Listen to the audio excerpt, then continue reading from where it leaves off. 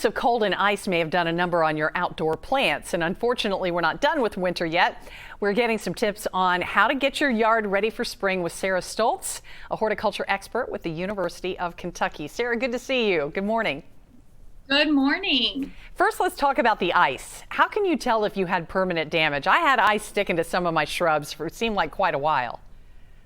Yeah, so ice can do a little bit of damage to some of your plants. It actually can burn some of those buds. So just be very patient. There's no need to break the ice off. Just let it melt.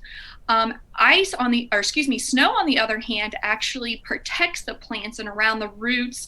It actually acts like a blanket. So, and as it's melting, it's slowly giving the correct moisture level to those plant roots. So ice is a little damaging. Snow, on the other hand, is not.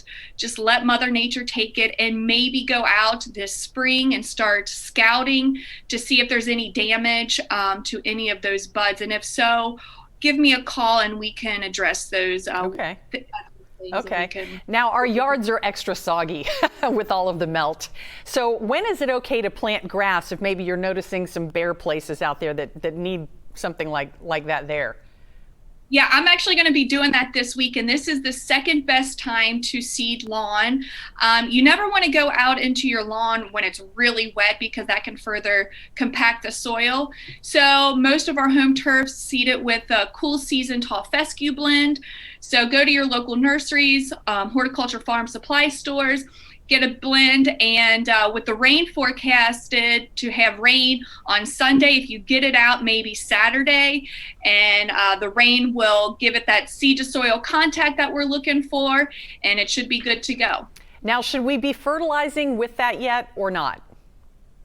Great question. No, the best time to fertilize your lawn is in the fall of the year. So at this time of year, soil temperature is warming up, and so we're going to start seeing some weeds. Crabgrass is just right around the corner. Okay, so let's establish a good thick turf and outcompete any of those weeds. And if there's any herbicide needed to be applied, make sure you select an herbicide for weed control without fertilizer. Okay. And then in the fall of the year is a great time to fertilize. What about plants and shrubs? Should they get fertilizer yet or in the spring at all? Some of them can be fertilized this time of year. Fall is really a good time to get any of your trees and shrubs. Of course, your annuals, bulbs, as they're starting to come up, could be fed at this time of year. But really, fall is the best time. Okay. You mentioned grass. Is it okay to plant anything else in March? Oh yeah, so in March, once the soil kind of dries out a little bit and you're able to get out into the landscape, spring is a great time to get some perennials in, shrubs, trees. So a lot of the nurseries are starting to get in their supply for the spring.